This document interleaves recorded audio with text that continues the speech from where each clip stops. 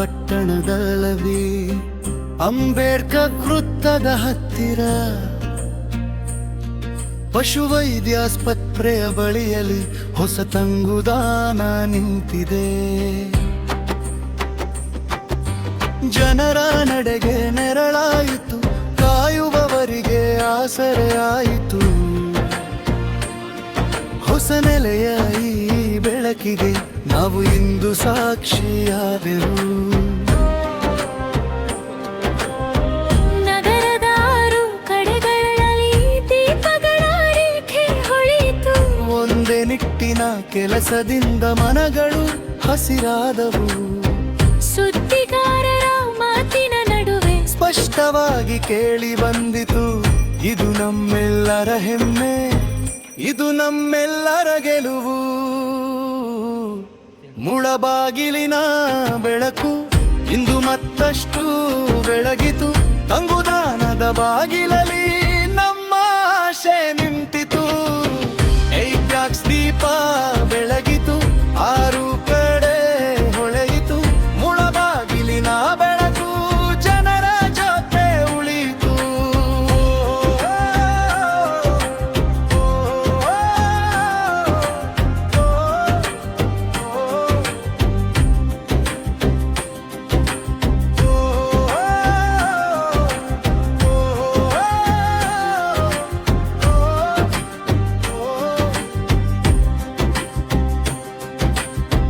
ಶಾಸಕ ಸಮೃದ್ಧಿ ವಿ ಮಂಜುನಾಥ ಬಂದು ಮಾತು ಕೊಟ್ಟರು. ಮಾಜಿ ಕೌನ್ಸಿಲರ್ ಜೊತೆ ಸಾರ್ವಜನಿಕರು ಸೇರಿದರು. ಒಂದೇ ಸಾಲಿನ ಚಪ್ಪಾಳೆ, ಒಂದೇ ಹೃದಯದ ನಗು. ನಗರದ ಕೆಲಸಗಳು ಇನ್ನಷ್ಟು ಹತ್ತಿರ ಬಂದವು. ನಿಂತುಕೊಂಡ ಈ ತಾಣದಿಂದ ಪ್ರಯಾಣಕ್ಕೆ ದಾರಿ ಸಿಗಲಿ. ಬಂದವರಿಗೆ ನೆರಳಾಗಿ ಪ್ರತಿ ಹೆಜ್ಜೆ ಸುಗಮವಾಗಲಿ. ಆರಂಭದ ಈ ಬೆಳಕು ಆತ್ಮವಿಶ್ವಾಸ ತಂದಿತು. ಸೇವೆಯೊಂದು ನೆಲೆಯಾದಾಗ ನಗರವು ಹಾರಾಡಿತು. ಮುಳಬಾಗಿಲಿನ ಬೆಳಕು ಇಂದು ಮತ್ತಷ್ಟು ಬೆಳಗಿತು. ತಂಗುದಾನದ ಬಾಗಿಲಲ್ಲಿ ನಮ್ಮ ಆಶೆ ನಿಂತಿತು. ಏಪ್ಯಾಕ್ಸ್ ದೀಪ ಬೆಳಗಿತು, 6 ಕಡೆ ಹೊಳೆಯಿತು. ಮುಳಬಾಗಿಲಿನ ಬೆಳಕು ಜನರ ಜೊತೆ ಉಳಿಯಿತು.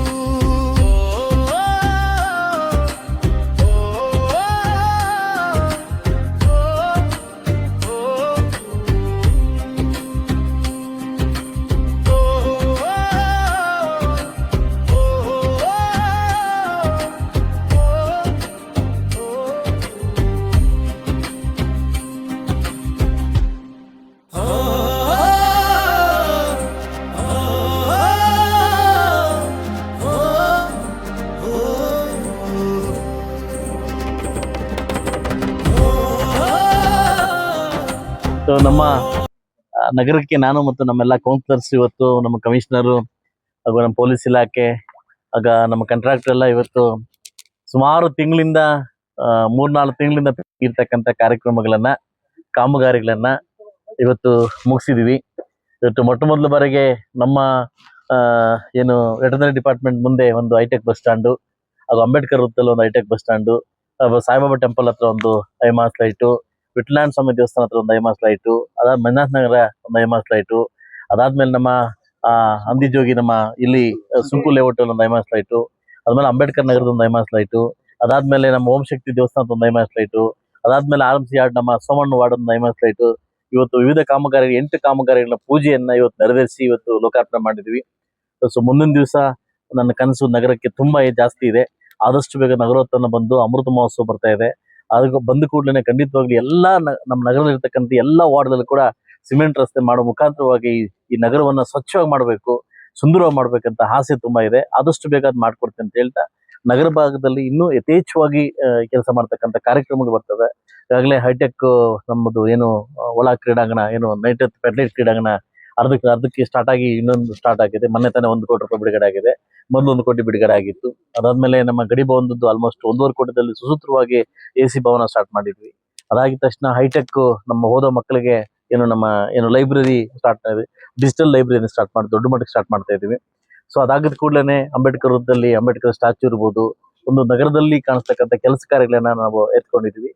ತುಂಬಾ ಇನ್ನು ಮೊನ್ನೆ ತರ ಡಿಸ್ಕಷನ್ ಆಗಿ ನಮ್ಮ ಸಚಿವರ ಹತ್ರ ಮತ್ತು ನಗರ ಅಧ್ಯಕ್ಷರ ಸಚಿವರು ಮಾಡಿದ 50 ಕೋಟಿಯನ್ನ ಬಸ್ ಸ್ಟಾಂಡ್ ಮಾಡ್ಲಿಕ್ಕೆ ಒಂದು ವ್ಯವಸ್ಥೆಯನ್ನು ಮಾಡಿ ಒಂದು ಫೈಲ್ ಮೂವ್ ಕೊಡ್ತಾ ಇದೀವಿ. ಸೊ ಅದರಿಂದ ಆದಷ್ಟು ಬೇಗ ಆಶ್ರಯ ಕಮಿಟಿಯಿಂದ ನಾವು ಕಾಲ್ ಮಾಡ್ತಾ ಇದೀವಿ. ಆಶ್ರಯ ಕಮಿಟಿಯಿಂದ ಸೈಟ್ ಕೊಡ್ಲಿಕ್ಕೆ ಈಗಾಗಲೇ ಕಮಿಷನರ್ ಪ್ಲಾನ್ ಮಾಡಿ ಮೀಟಿಂಗ್ ಕೂಡ ಮುಗಿಸಿದ್ವಿ.